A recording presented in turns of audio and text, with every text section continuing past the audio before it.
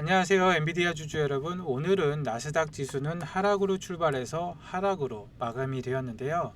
이렇게 하락으로 출발했던 이유는 중국이 한국의 하나오션의 미국 자회사 5곳에 대한 제재를 발표하면서 맞대응을 시작을 했기 때문입니다. 아무래도 해양과 조선 관련된 제재이다 보니까 주가가 많이 하락을 했는데, 하지만 하락을 했음에도 불구하고 이때 저가의 매수세가 들어왔습니다. 중요한 거는 주가가 하락할 때마다 계속해서 매수세가 들어오고 있다는 점인데, 그리고 오후장 들면서 주가가 다시 많이 상승을 했습니다. 그 이유는 파월 의장이 양적 긴축을 중단하고 유동성을 어느 정도 유지하겠다고 발언을 했기 때문입니다. 그렇게 주가가 올랐다가 다시 장 막판에 주가가 다시 하락을 했는데, 중국이 미국산 대두를 사주지 않는다면서 트럼프 대통령이 중국과의 거래를 끊겠다 발언을 하면서 또다시 주가가 하락을 하면서 마감을 했습니다.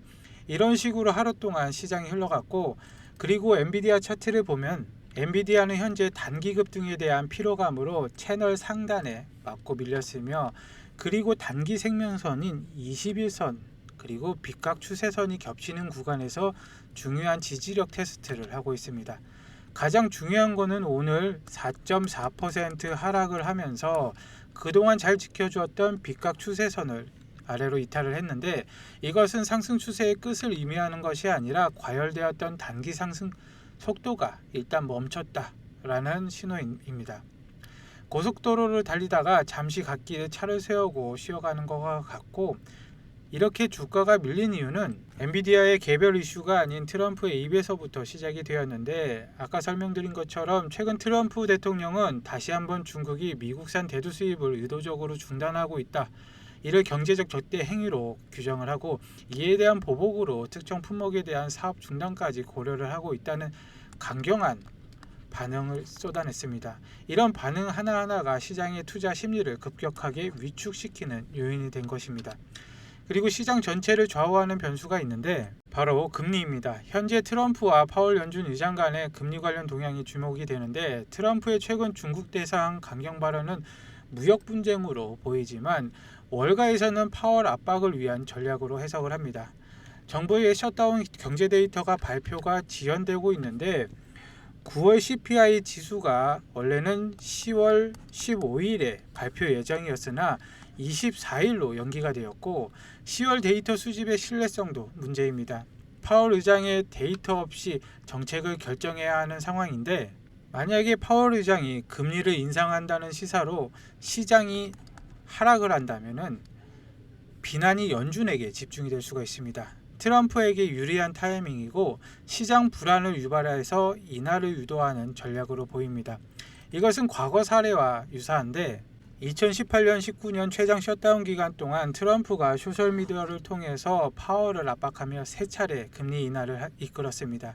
금리 인하는 자금 유입이 촉진시키면서 엔비디아와 같은 기술주에게는 매우 유리한 상황인데, 트럼프는 자신의 영향으로 시장이 상승을 했다는 이미지를 활용을 합니다. 이번에도 똑같은 상황으로 진행될 가능성이 높고, 9월부터 트럼프는 큰 금리 인하를 요구하면서 더 크게 더 빨리라는 표현을 사용을 했습니다. 이것은 연준의 독립성을 위협하는 것으로 보이고, 셧다운의 영향으로 인플레이션 데이터 품질을 저하시킬 수가 있으며, 이것은 연준의 결정에 불확실성을 더합니다.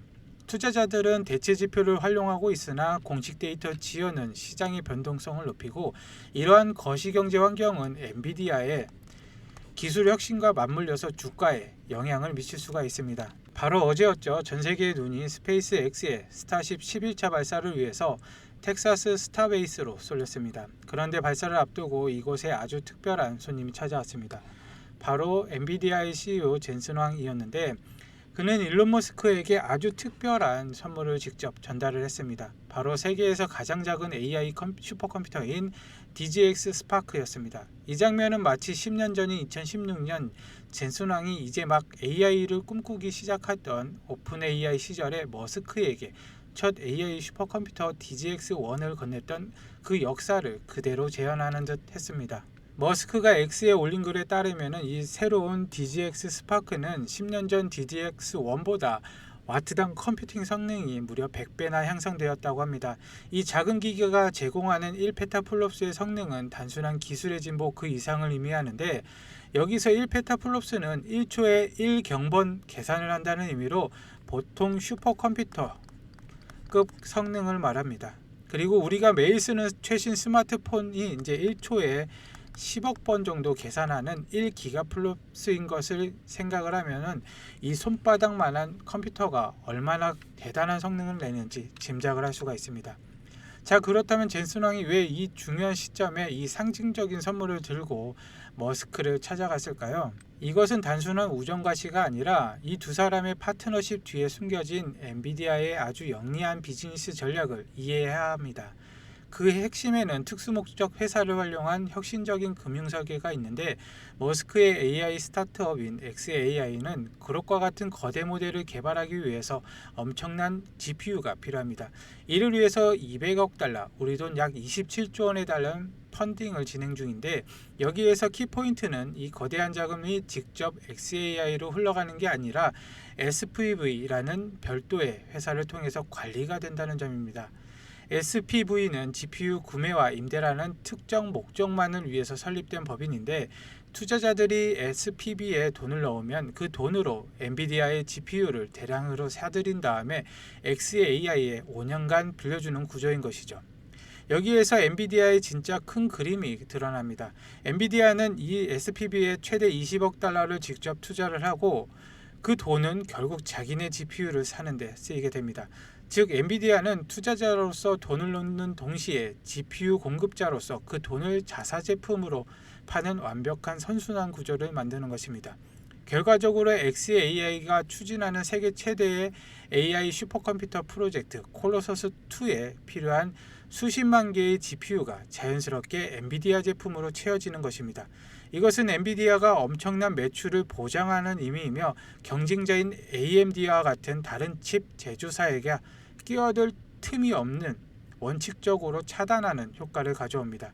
결국 어제 스타베이스에서 있었던 만남은 단순한 이벤트가 아니라 SPV라는 혁신적인 금융구조로 안정적인 수요를 확보하고 DGX 스파크를 전달과 같은 상징적인 행동으로 파트너십을 과시하면서 AI 생태계를 전체 주도해 나가려는 엔비디아의 젠슨 왕의 거대한 전략을 보여주는 장면이었던 것입니다. 그렇기 때문에 주가가 잠시 쉬어간다고 해도 줍줍의 기회다 생각을 하시면 되시는 게, 어차피 31일에 있을 에이펙 서밋에서 미국과 중국 간의 정상회담 때 협상 카드로 쓰기 위한 정치적인 선택이니까, 화해만 한다면은 엔비디아 같은 기술주들은 하락폭을 만회하고도 남을 정도의 급등을 하게 될 것입니다. 오늘 영상 봐주셔서 감사드리고 다음에 뵙겠습니다. 감사합니다.